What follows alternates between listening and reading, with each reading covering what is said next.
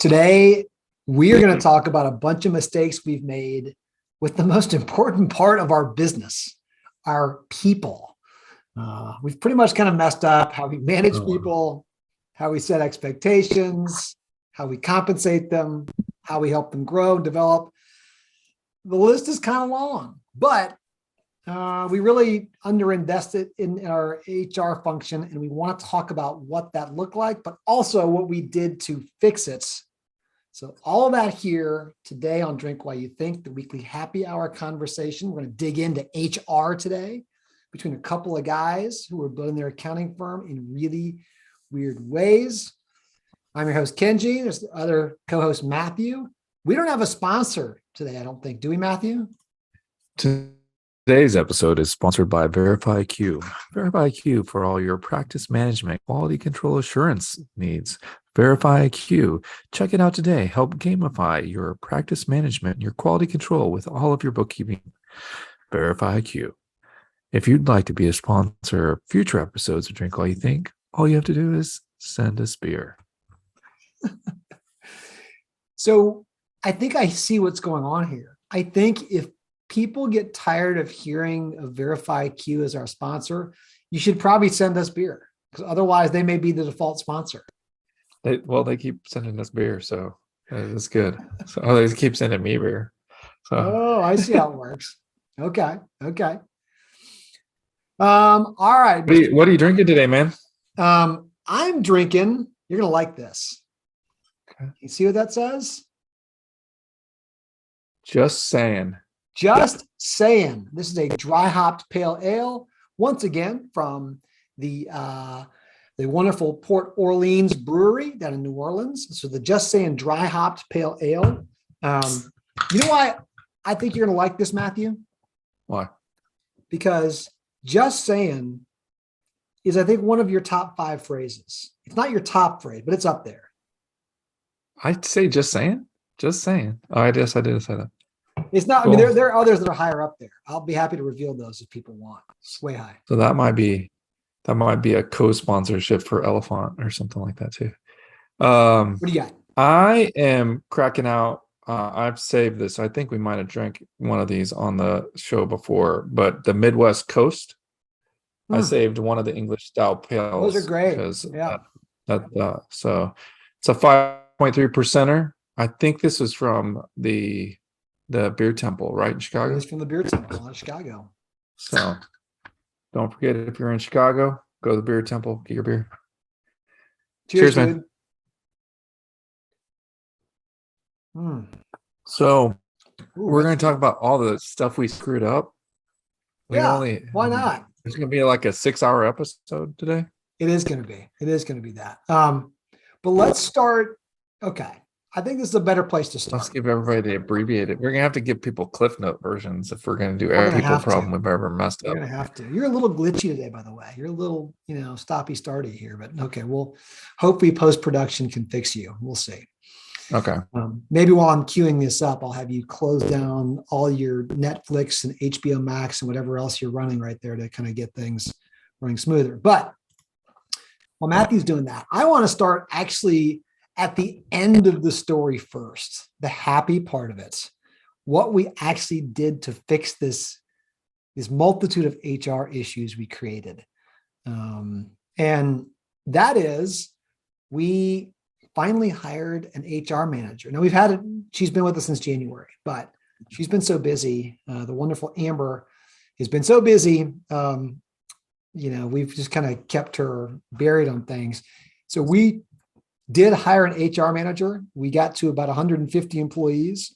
And apparently someone told us that you're supposed to bring on a head of HR well before then. So we fortunately, and all the things we talk about here, the mistakes that were made were prior to Amber.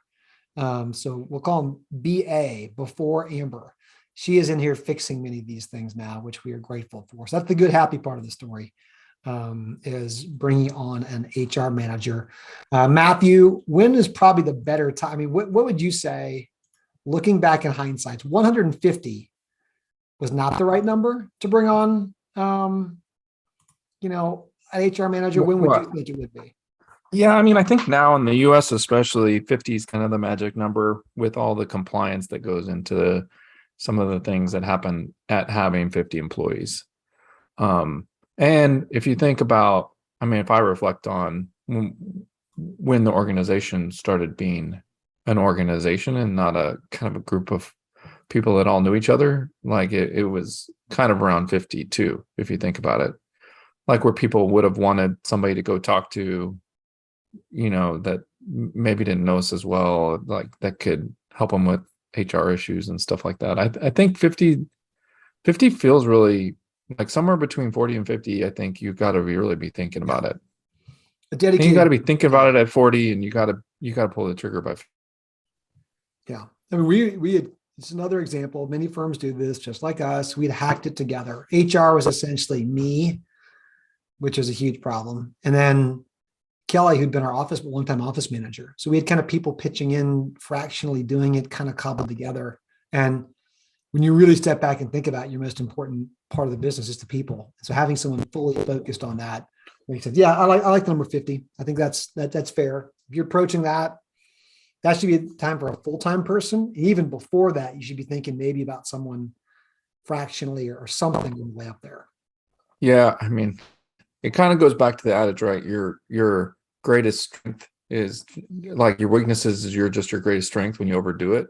Yeah. So for that, how I think that what that happened is because we hire such experienced people and like greatest strength, like when we lean on that too much, we just underdid all the HR stuff because there's such a like professionals. They're so established in their careers. They know what they're doing. So it kind of, I mean, it's weird, right? Yeah. You did all that, but then it almost allowed us to put that off for a long time. It did. I mean, it was a product of having some really good people there for sure. It was even it's also an area that I've always really, I mean, I'm just such a people person. Everyone who knows me knows that. I like it. I like focusing on thinking about the team and about people. And so I think I got away with a little longer than I should have, of like, just because I have a natural inclination to jump in and help people and things, to stretch it too far and for me to jump in, but we need someone dedicated to it. I was actually just talking to earlier, a friend, I'll name drop her, Madeline, who runs Foundry, and our Fearless Foundry. And I was telling her that, like, I got tired of having to apologize so many times to team members, like, oh, I know, I'm sorry, we haven't gotten that fixed yet, or we haven't addressed that yet, or just very reactive to things. And getting ourselves in a proactive space around HR was where we wanted to be and where we're finally at, which is good. I'll throw one out here. So just to kind of get into some issues that we really saw, we started doing monthly employee surveys. These all started right after Amber joined. We'd occasionally do some kind of survey that maybe we'd try to win some award or plaque on the wall. Honestly, they were somewhat helpful, but you're only doing them once a year. And it's kind of, again, for some best workplaces kind of thing. We needed to up the cadence on that. And so I wanted to share with everybody listening, a little humbling, one of the survey questions that we scored very, very, very poorly on. Okay. And so here it is. And you rate this, on like, we either do this really well or poorly. And it says, the survey question was, I get feedback at Acuity that helps me get better at my job, right? So our employees had to answer this. I get feedback that helps me get better at my job. Almost half of our employees responded that they were not in agreement with that statement. That is, I mean, I laugh about it. I shouldn't laugh. It's gut wrenching, right? You're like, oh my gosh, right? I mean, they're not getting feedback. And so, yeah, the obvious thing is we have not been doing reviews or annual reviews. The only time we were kind of getting really into really giving feedback is if maybe a team member kind of tracked down their manager and said, I just need some feedback or give me some assistance. Or the other side of it was, we're in a bad situation. We're in a performance improvement plan situation where something's going poorly. right? Nothing proactive. That is, I don't know. I imagine, Matthew, this was probably the first organization you've been part of that was not doing any form of performance Well, reviews. yeah, probably. But I mean, again, like, like, I mean, I understand it's weird because I understand how you rationalized it for all those years as well, right? You're We trying both to did.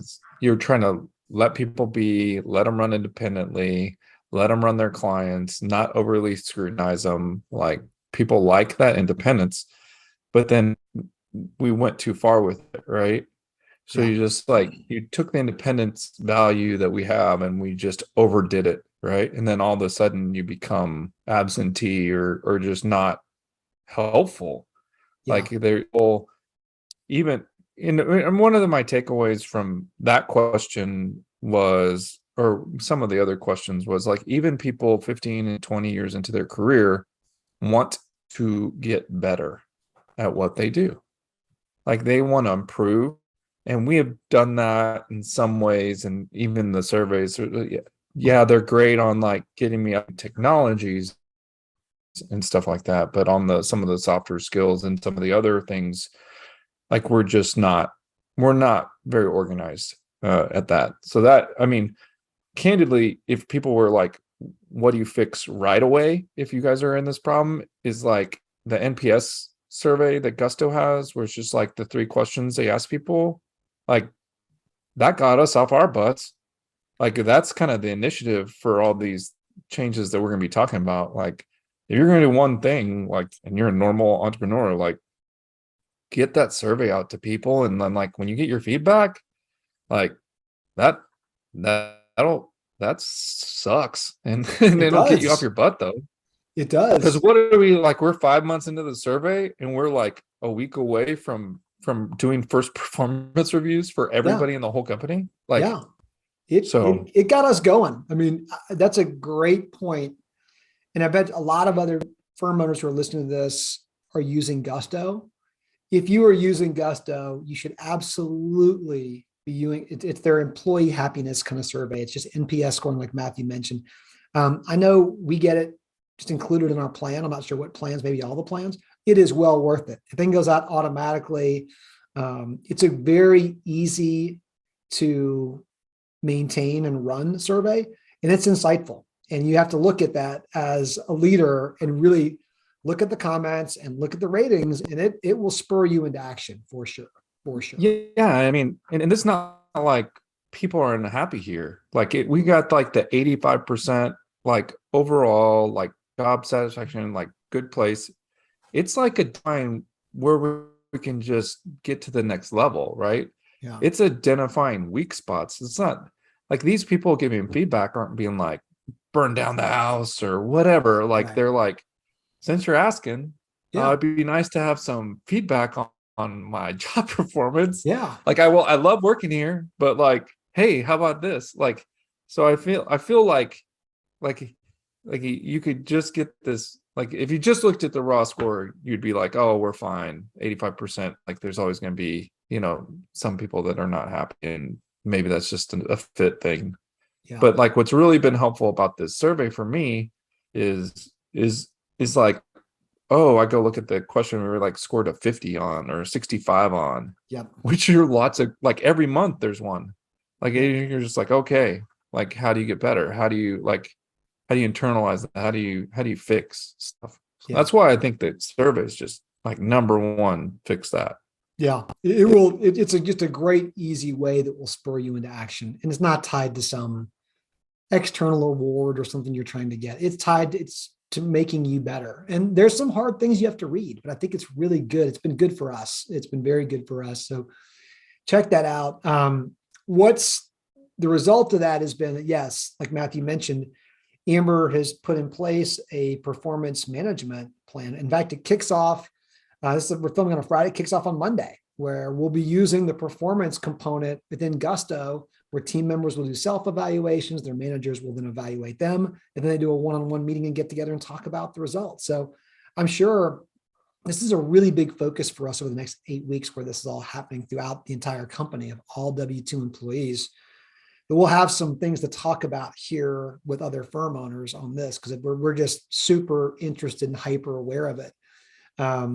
But now we've got a professional in here running this process versus us just slapping something in. I did many years ago through a performance kind of review plan in place, well before even Matthew was here. I lifted it right out of Arthur Anderson where we used to work, and it just didn't work very well, right? I didn't kind of half-heartedly implemented it, and it wasn't the right type of format and system. It hadn't really been thought out and planned like Amber and the leadership team have done with this one. We'll have some tweaking and adjusting, I'm sure. We're looking for feedback on just how this whole system goes, but we've tried it before, and I think it really shied me away from probably doing it again because it did not go well last time for a number of reasons. I'm very confident it's going to go well. We're going to learn a lot, but I can't imagine a process you tried to execute by yourself didn't go well in the HR space, Kenji. I'm like stunned. Can you imagine? Can you imagine me being involved in processes? Yikes. That is not my cup of tea. Yeah, I mean, I think when I reflect on it, it's kind of like how I hope our clients feel like when they talk to us, right? That, I got somebody that understands the numbers or business or whatever. That's how I feel when I talk to our HR manager now. It's like, like I'm pinging her this week. Like, what, like, check. What do I do in this situation? Like, hey, like we have an offer to make to somebody. Like, hey, what are the things I need to think about? Like, wow. There have been roles, Matthew, to your point here, of where we're getting in, we're bringing people in or bringing them up to take over things that we were fully capable of doing, that we've been doing. We just need to kind of put our attention elsewhere. This was not one of those roles. This was these are again skill sets that we don't have, because we look at her, and I think other firm owners would look at a good HR manager as this is an asset you can lean on for, like, I didn't realize we were supposed to do that, or ask this, right? Which is incredibly valuable. It's not just, hey, can you take off? I'm tired of doing our own bookkeeping for the firm. Can you do it? Like, right. All firm owners can do that. That's a different thing. Not that that's not valuable. This is you're leveling up here on some skill sets inside the organization that aren't there, that I don't think firm owners inherently have in them. That's well said. All right, let's talk about another thing here. How we were communicating expectations with team members. Matthew, care to share your thoughts on, so what were we doing to set expectations with new employees? Gosh, like, I heard the mumbled curse under your breath. Like, well, I mean, like, man, it just makes me feel like an idiot. Like, I don't know. Like, we weren't doing anything, right? We weren't like nothing systematic. Like, we were like, hire good people, have good people. Like, have the hiring manager talk to them on, like, when they're coming in, like whoever they're reporting to. Like, so now we're just like beating up the hiring manager without any guidance, right? Like, head of bookkeeping. Hey, Sammy, here you go. Good luck. Spend a week with your new hires. Here, you meet so-and-so, and they're new. Yeah. Help them figure it out. Yeah. I mean, we had nothing, and I don't know why. You're right. It was always like, let's just let them kind of do the on-the-job training, or go shadow somebody, or go like, which is, you want them to get a feel for the work, right? But also, if they're shadowing somebody, it could be a totally different person, right? Or if you don't give guidelines to their team leader. So the thing that's coming out of this, which again, people are going to chuckle when they hear this, I think, is we didn't even have any real position descriptions. Like, we didn't. I mean, we had a job posting. That was it. But otherwise, one thing we have learned from having an HR manager is that's different, right? That one's out there market facing, attracting people, telling what the role is. And you can use a good position description, I think, as a job description, but it's different. There are clear expectations of what we expect as an organization, what they should expect inside of a position description. We are finally here rolling out to every single role a position description that has clear expectations in it. We haven't had that in 18 years. No, not haven't. And at the offsite, so one of the goals of our offsite, just that we talked about offsites in a recent episode. At the end of the offsite, that was the culmination. Like by then, like you had to have all your position descriptions done. So we literally had, if you came to the offsite and because all of the leadership team was there and all of your positions description weren't done, you had to go sit in Matthew's group because Matthew didn't have all his position descriptions done. That's what we call it. And 4 of us sat over there and finished all our position descriptions. There's a picture. People go back and look at that. You can see the 4 of you sitting there kind of working. And yeah, you didn't call us out on who the group was. It was that was like the dunce table, right? Like no, it was like, let's get it done. Everybody's busy. Let's get things done. But you go back and you realize foundationally, you're like, wait a minute, we didn't even have those clear expectations. And again, I'd tell you that if, other firm owners reach out to us, we're going to be putting these in place in front of our team during the review process. Will be their first time kind of seeing the new position descriptions, but I don't know that we'll necessarily publish them. We might end up using them. We could end up using them for job descriptions, or if other firm owners kind of want to take a look at some, just ping me or Matthew and be like, hey, can I take a look at how you're doing this? I mean, it's going to be different for everybody because our expectations will be different than yours, but we're going to clearly articulate them, not in some handbook that, you look at once in your lifetime, and not just in like a job post that sits on LinkedIn somewhere, but like, what is it? And this will be what's essentially part of like expectations of what you're going to be going through in your annual review each year. So, it also enabled like, how many things we messed up. Like we didn't have career paths. like we don't have but once you have position descriptions, then you can have career paths. Then you can talk about, okay, you can go from here to here, and this is how you go from here to here, and this is. So I've got another funny one. Like, duh, guys, and we're like, okay, we're idiots, fine. We're at least own it. Yeah, we definitely owned it. We're like, that's why you're here. We need the help. I mean, we're uncle. Like, please help us. I guess I'll say that there are these things that companies have. That they use to visually depict who does what, who reports to who. What are those things called again? Dude, my org chart was fine. I was not confusing. I object to this one. This is one I had. Say, it's an it was not that confusing. It was not that confusing. It's an org chart, right? Now, to Matthew's point, we had an org chart. We had an org chart. It wasn't published anywhere. Not really. We occasionally show it to people, like kind of. But like the problem was, it made total sense to me and Matthew. So lots of really weird off the wall things make sense to us, the way we think about the world, the universe, about our firm. More context, I guess. We were a little confused by it. Matthew at one point was really resisting. He's like, why do we have to work on this? And I was like, I don't know. And apparently it's part of this whole process. We got to get it. And then, like, again, our HR manager, the wonderful Amber, it's going to be the Amber Love Fest episode here, gets on and at our retreat talks about, hey, you got to remember, a new person wants to be able to come into your organization and they want to be able to understand, okay, who does what, who do I report to?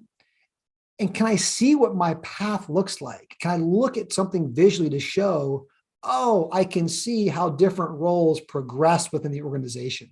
And ours didn't really do that. We had a bunch of funky color coding. We had a bunch of different, we were a lot of dotted lines. For us, we were sketching out what Matthew and I know is the reality of the organization, like how it kind of works.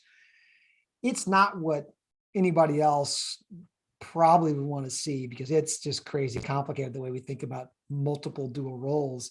A brand new person was like, I don't know what any of this means. So we had one, but I thought it was lovely. You're going to still stand by that one, aren't you? I'm going to stand by this one. It was one though. I know you were in there ready to fight. Like, I like my org chart. I'll fix it however she wants, but fine. I think once she explained what she was trying to do, you were like, oh, okay, that makes sense. I'm not going to get rid of mine, the one I like, but I get why other people I made a copy. I fixed it how she wanted. Yeah. So There's so many things. And I think the thing that it was a little when you're playing whack-a-mole and we kind of knew all these HR issues. Matthew alluded to earlier about the fact that some of these things have to be done all together, right? You go, oh, we need to have a performance management program. We need in reviews. Okay, great. That makes sense. Oh, wait a minute. Well, how we got to articulate what the expectations are. Oh, wait, we need position descriptions. Well, do people even know like what the career path is? And so all these things start coming together and you start seeing how they all work together. And again, I think that's where it takes to have some real leadership over in that role. I think we've also learned that I really like the culture side. I'm okay jumping in there and helping with the culture. And I think that should be, a CEO's role is very much on the culture kind of button and index of the business. But there's a lot of differences on just HR that are compliance oriented. I mean, gosh, all the new states like Matthew that we're involved in, and when benefits start rolling out, there is a lot going on. States, countries, like everything's different. Everything is Like, different. There's Everything. different holidays in different places. There are different rules in every country. There are different rules in every state now. There's different vacation policies in every state. It's a lot to keep up with, especially for cloud firms, I think.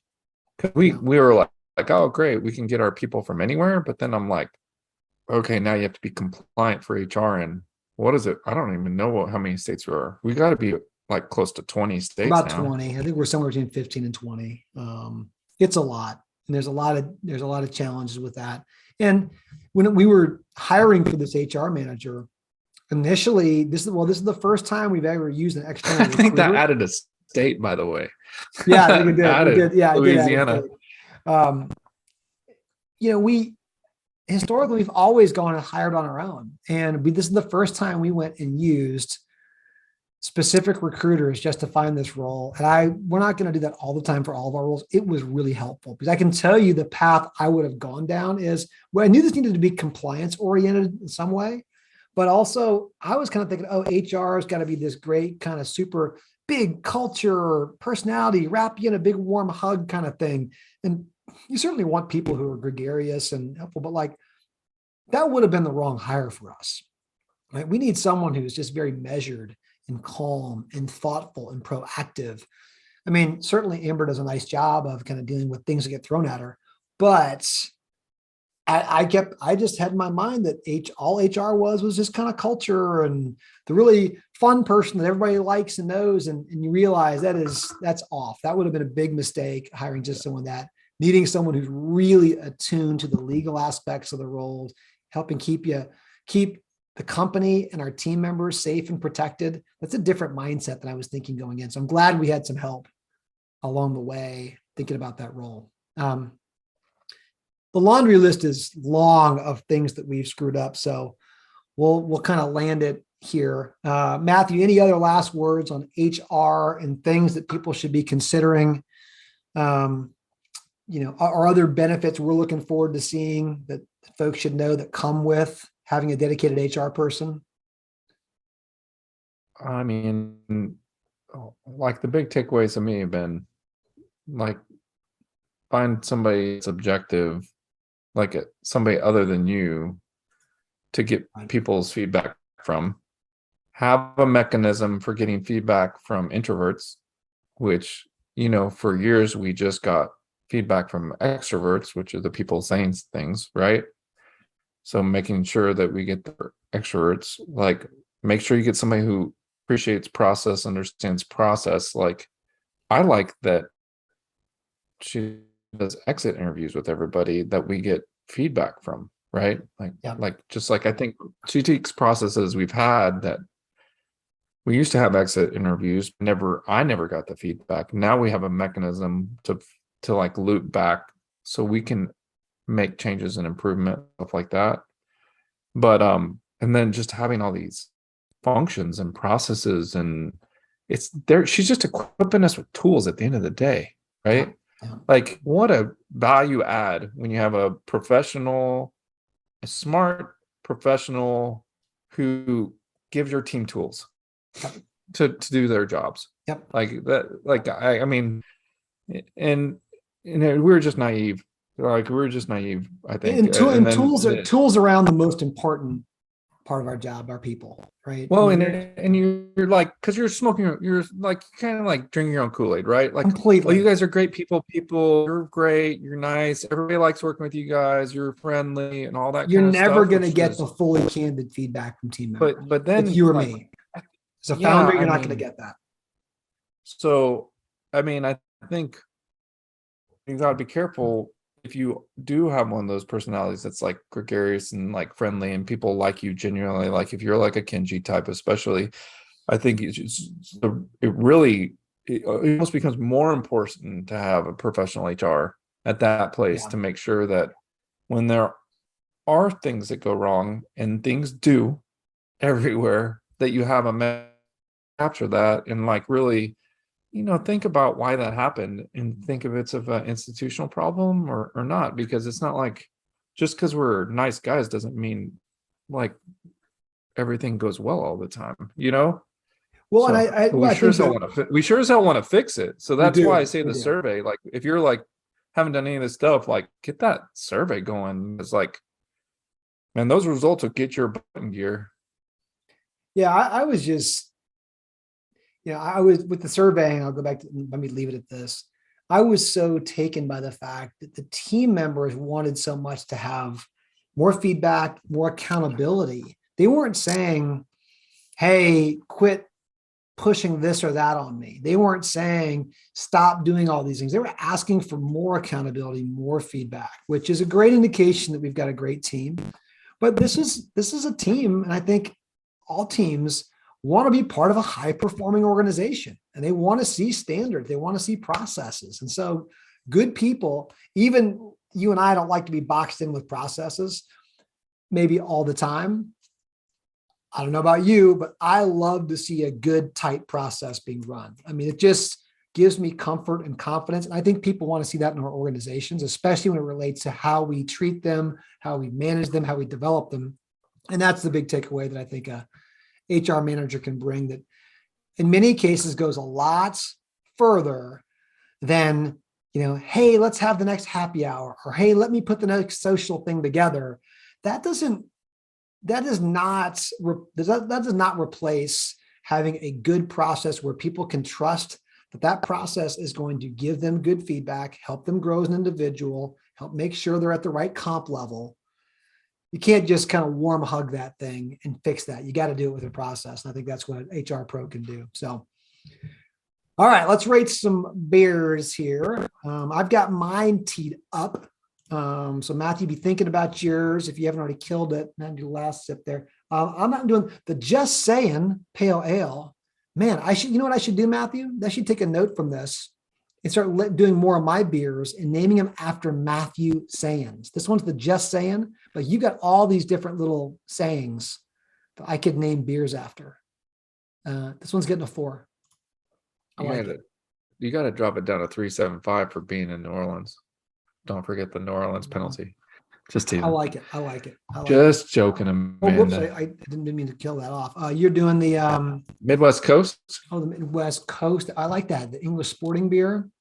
I think we may have already rated this one. So it's okay. We did rate it. I like this one. I don't know.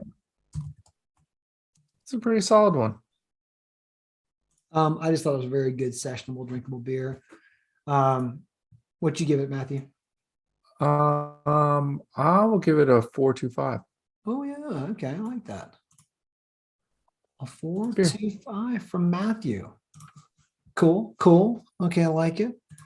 Well, we'll have lots more to share to all of our listeners out there around how the HR process goes. We are very excited, though, that things are turning the corner here because of having a pro inside like Amber. But subscribe. It's hard before it's easy, though. It's hard before it's easy.